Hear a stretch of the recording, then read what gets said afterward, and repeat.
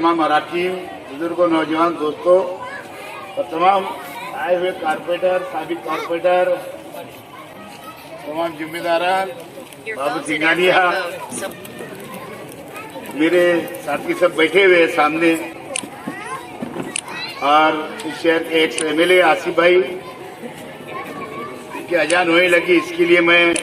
भाषण नहीं करता क्योंकि आगे भाषण करना है प्रोग्राम में। मैं आप लोग को आपके ये कारपोरेशन के फंड से और जगह भी कारपोरेशन की है, ओपन स्पेस,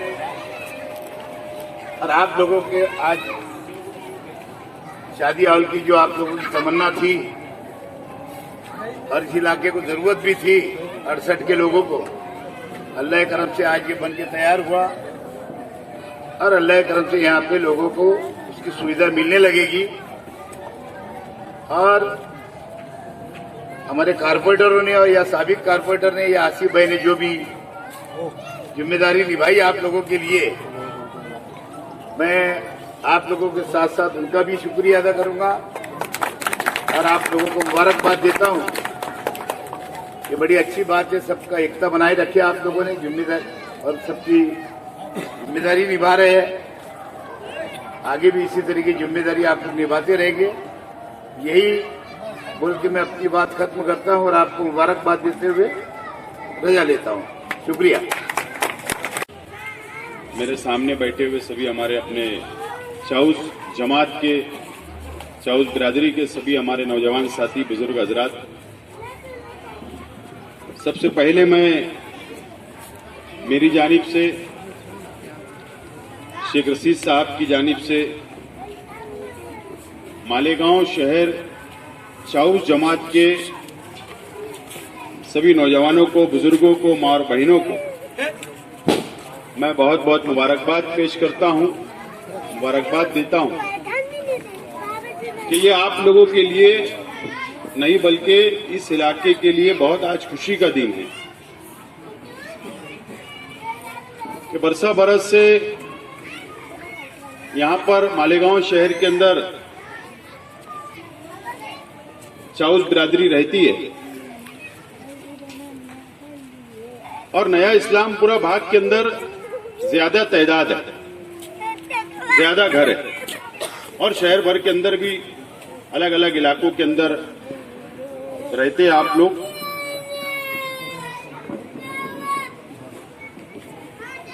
बरसा बरस से आप लोगों की एक डिमांड थी,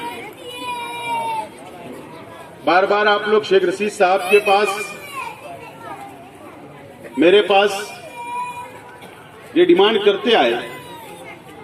कि मालेगांव शहर के अंदर भी चाउस जमात खाना होना चाहिए, जमीन कारपोरेशन से मिलना चाहिए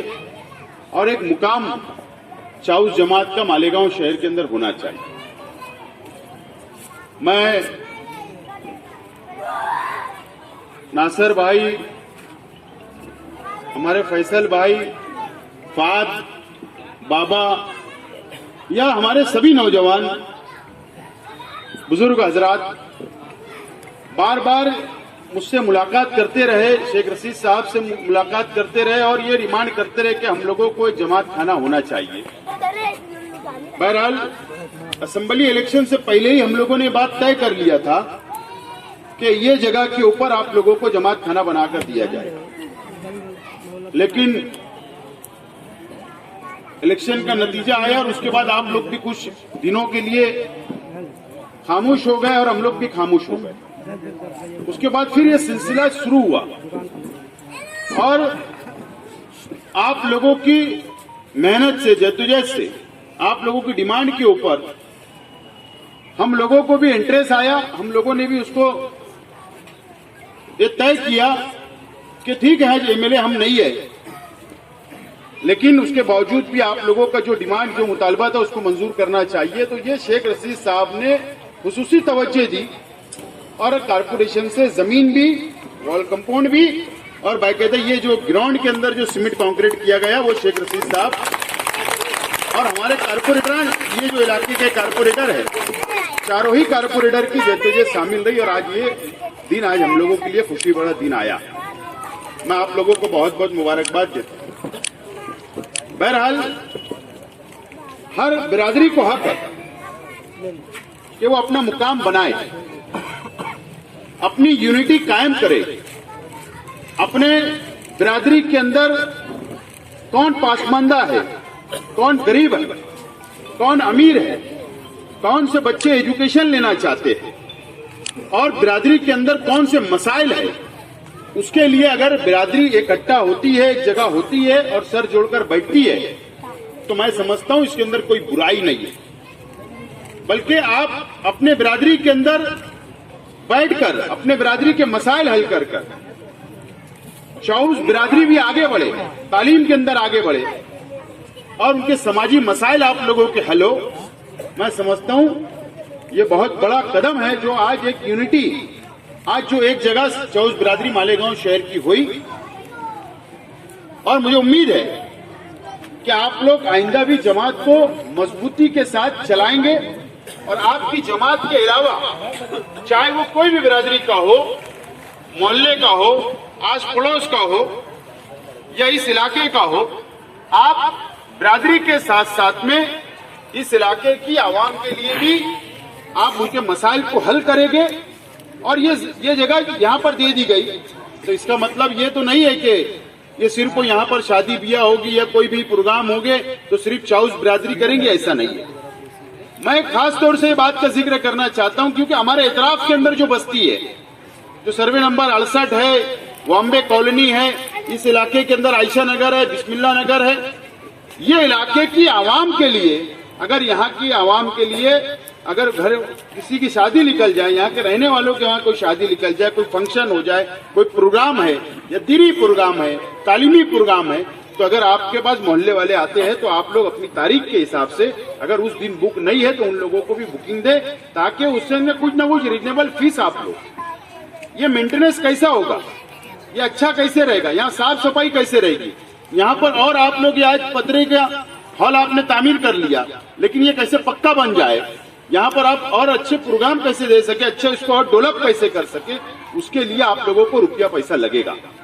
तो आप एक मशवरे के अंदर बात तय कर ले कि कितना पैसा लेकर किसी को शादी के लिए देना है, तो वो पैसा जो आपके पास आएगा उसका अकाउंट खोलिए, आप लोगों को अकाउंट के अंदर पैसा डाल के बाकायदा इसका मेंटेनेंस वगैरह आप लोग अच्छे ढंग से करें और आपकी बिरादरी के साथ साथ में इस इलाके की आवाम को भी इसका फायदा हो। तो इंशाल्लाह मुझे उम्मीद है कि आप लोग इसके ऊपर भी अमल करेंगे। बहरहाल वक्त है, इसके लिए बात बोलना भी जरूरी है कि आइंदा म्युनिसिपल कॉर्पोरेशन के चुनाव आ रहे हैं और शेख रशीद साहब की क़यादत के अंदर हम लोग पूरे शहर के अंदर वापस एक मर्तबा आवाम से राब्ता बना रहे हैं, वर्करों से मिल रहे हैं, जिम्मेदारान से मिल रहे हैं और उनके मसाइल हल करने की हम लोग कोशिश कर रहे हैं। एक साल यूं ही गुजर जाएगा और ये इलेक्शन एक बहुत बड़ा इलेक्शन कॉर्पोरेशन का सामने वाले ये कोशिश कर रहे हैं कि किस तरीके से यहाँ पर कांग्रेस पार्टी को खत्म कर दिया जाए या शेख रशीद परिवार को खत्म कर दिया जाए। सियासी तौर पर ये कोशिश हो रही है। ठीक है, असेंबली के अंदर कुछ गलतियां जज्बात के अंदर हुई होगी, कई लोग आए मजहब का सहारा लिया, कई लोग मालेगांव शहर के अंदर आए, उन्होंने एक मजहब का नारा देकर जज्बाती सियासत कर शहर के नौजवानों को जज्बात में लाकर और पोलराइज करके हिंदू और मुसलमानों के नाम पर यह इलेक्शन हमारे अपने सामने लड़ा और आप लोगों ने देखा कि हमारे नौजवान जज्बात में आ गए और उसके बाद एहसास हुआ कि हमसे बहुत बड़ी गलती हो गई। यह एहसास शहर का नौजवान भी कर रहा, शहर के बुजुर्ग भी कर रहे हैं कि हम लोगों ने बहुत बड़ी फास्ट गलती कर ली जज्बात में आकर। मैं सिर्फ नौजवानों से यही कहना चाहूंगा कि आप बताइए नुकसान किसका हुआ। नुकसान शेख रशीद के परिवार का नहीं हुआ मेरे इलेक्शन हारने से, या हमारे कार्यकर्ताओं का नुकसान नहीं हुआ। पहले जिस तरीके से हम वर्करों का काम कर रहे थे, आज भी हम वर्करों का काम कर रहे हैं। उनके मसाइल नहीं रुक रहे, लेकिन मुश्तरका तौर पर शहर का जो नुकसान हुआ, ये मालेगांव शहर के गरीबों का और मालेगांव शहर की आवाम का बड़ा नुकसान हुआ है। अगर हम लोग इक्तिदार पे रहते, असेंबली जाते, तो और मजबूती के साथ शहर के अंदर हम लोग काम करते, डेवलप करते, हमारे नौजवानों को आगे बढ़ाते। लेकिन नाकामी हाथ आई, उसके बावजूद भी हम लोग लगे हुए। जो पार्टी जज्बाती सियासत करती है, दो भाई खलीफा हैदराबाद से आते, यहां पर जज्बाती सियासत करते, नौजवानों को जज्बात में लाते, वोट ले लेते और चले जाते। मैं पूछना चाहता हूं ये शहर की आवाम से और हमारे नौजवानों से, मुझे बताओ 2017 में भी ये शहर के अंदर दो भाई खलीफा हैदराबाद से आए, या वो महाराष्ट्र के अलग अलग शहरों में जाते हैं, या अलग अलग राज्यों के अंदर जाते हैं, या जहां पर भी वो इलेक्शन लड़ाते हैं, चाहे वो बिहार हो, महाराष्ट्र हो, उत्तर प्रदेश हो, या तेलंगाना हो, या कर्नाटक,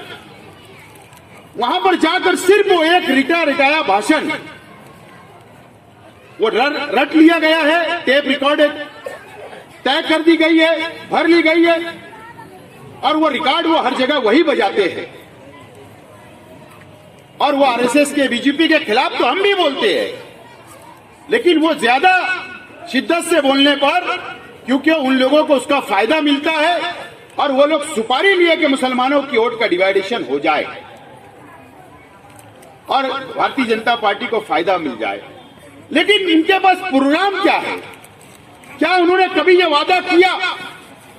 कि मालेगांव के नौजवानों को हम रोजगार दिलाएंगे?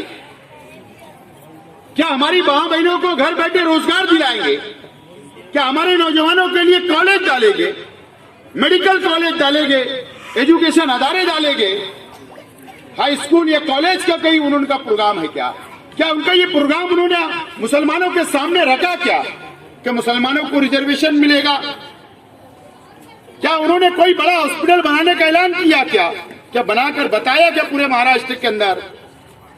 कोई प्रोग्राम उनके पास नहीं है। सिर्फ वो सियासत करना, तकरीर करना, जज्बाती बात बोलना और हैदराबाद वापस चला जाना, कोई प्रोग्राम नहीं है। अगर कोई मसला आता तो कौन आता आपके बीच में? अगर शहर के अंदर कोई मसाइल खड़े हो जाए तो कौन दौड़ता? अगर हमारे मालेगांव के अंदर कोई मुसीबत आ जाए तो कौन दौड़ता?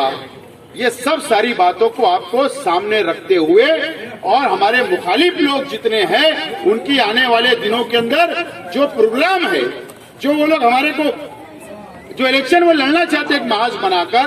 तो आप लोगों को समझना है। और जो गलती असेंबली इलेक्शन के वक्त के अंदर हुई शहर की आवाम से, नौजवानों से, और वो आइंदा ये गलती को नहीं दोहराएंगे, ये बात को सामने रखते हुए आप लोगों को फैसला करना है। मैं आखिर में आप सभी चौस बिरादरी के एक एक परिवारजनों को, एक एक परिवार को, नौजवानों को, बुजुर्गों को मैं बहुत बहुत मुबारकबाद देता हूं और मेरी बात खत्म करता हूं।